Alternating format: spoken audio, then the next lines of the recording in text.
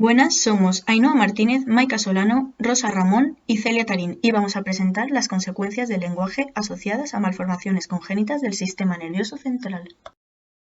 Las malformaciones congénitas se relacionan con alteraciones en la formación del tubo neural. Se incluyen en el tratamiento neuroquirúrgico. Estas alteraciones provocan anencefalia, encefalocele y espina bífida abierta y oculta. La etiología de estas malformaciones es de origen multifactorial, es decir, factores genéticos y medioambientales. Algunas malformaciones congénitas producidas por alteración del tubo neural son disrafismos, espina bífida y trastornos en el desarrollo cortical. Un disrafismo sucede cuando se produce un defecto en el cierre del tubo neural. Hay dos tipos, la anencefalia y el encefalocele. La anencefalia es cuando falla el cierre cefálico del tubo neural y no desarrolla parte del sistema nervioso central. Es una condición letal, poco frecuente por el rápido diagnóstico prenatal. El encefalocele o cráneo bífido es un fallo en el cierre cefálico. Existen tres tipos. El encefalomeningocele, donde solo hay protusión de las meninges por un defecto de la línea media. El encefalocele anterior es una herniación anterior del tejido cerebral del lóbulo frontal o temporal, y el encefalocele posterior es una herniación posterior del tejido cerebral. Se puede asociar a malformaciones de Arnold-Chiari y anomalías de la unión occipitocervical. La espina bífida es la malformación del sistema nervioso central más común compatible con la vida y la segunda causa principal de defectos congénitos después de los del corazón. Presenta dos formas principales, abierta y cerrada. La espina bífida abierta suele ser visible al nacer como un tejido neural expuesto con o sin saco en el lugar de la lesión. La cerrada oculta no queda expuesta en el lugar de la lesión. Una vez cerrado el tubo neural se producen alteraciones en la proliferación celular anteriores a la migración neuronal y a la corticogénesis. Estas son la microcefalia y la macrocefalia megalocefalia. La microcefalia surge cuando hay un defecto de proliferación celular que da lugar a una medida inferior a la media. La macrocefalia megalocefalia es un exceso de proliferación celular, en ocasiones de tipo pseudotumoral. La craneosinostosis es el cierre prematuro de una o múltiples suturas craneales. El cráneo para de crecer en la zona sinostosada y crece más en las zonas donde las suturas aún no están osificadas, para poder acomodar así el crecimiento del cerebro subyacente. Según el tipo de sutura afectada se clasifican en simples o compuestas. Las simples comprometen una sola sutura y por lo tanto producen escafocefalia o dolicocefalia, braquicefalia, plagiocefalia o turricefalia y oxicefalia. Las compuestas son aquellas que afectan a más de una sutura y pueden provocar varias alteraciones de las citadas anteriormente. La hidrocefalia es la acumulación de líquido cefalorraquídeo dentro de las cavidades profundas del cerebro. Su exceso produce un aumento en el tamaño de los ventrículos y ejerce presión sobre el cerebro.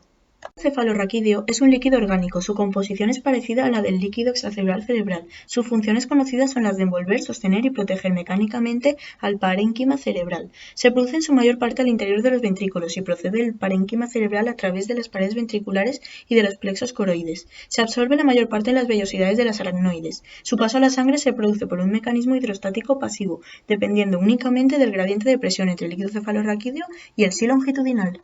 Su patogenia se explica mediante tres mecanismos teóricos. Hiperproducción de líquido cefalorraquídeo. Solo se producirá en algunos casos de tumores de plexos coroides. Reducción de la absorción del líquido cefalorraquídeo y obstrucción a la circulación del líquido cefalorraquídeo.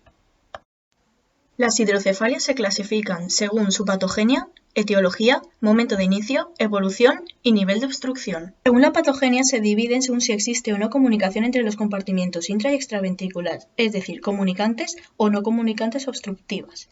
Las hidrocefalias comunicantes tendrían un curso menos agudo que las obstructivas.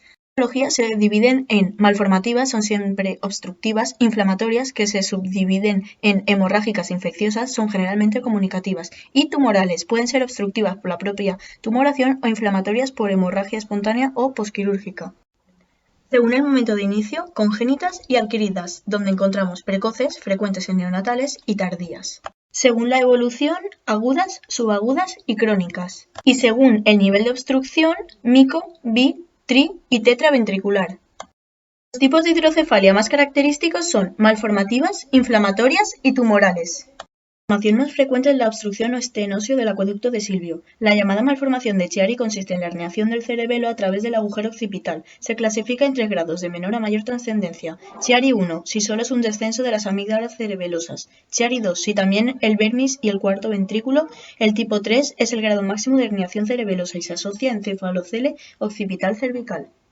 Las hidrocefalias inflamatorias representan el 25% de las hidrocefalias. Son más frecuentes en adultos. La hemorragia peri- e intraventricular del prematuro es la más frecuente dentro de las inflamatorias en niños, a escasa distancia de la posmeningítica. Los tumores más frecuentes que producen esta hidrocefalia son tumores intraventriculares, los de la fosa posterior y los llamados de la línea media supratentorial. Los tumores de la fosa posterior son frecuentes en los niños que presentan una hidrocefalia tumoral. La hidrocefalia, que a veces se presenta después de algunas intervenciones sobre tumores cerebrales, se han de considerar como inflamatorios posthemorrágicos.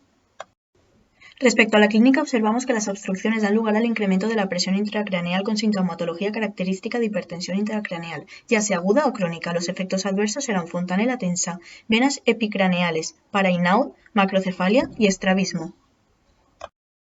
Se caracteriza por cefalea, vómitos y bajo nivel de conciencia, pero en niños además de ello presentará la fontanela tensa, le resaltarán las venas epicraneales, tendrá los ojos al sol poniente y macrocefalia. La crónica produce un deterioro psíquico y trastornos de la marcha, pero en niños además produce estrabismo y macrocefalia. Muchas gracias a todos por vuestra atención.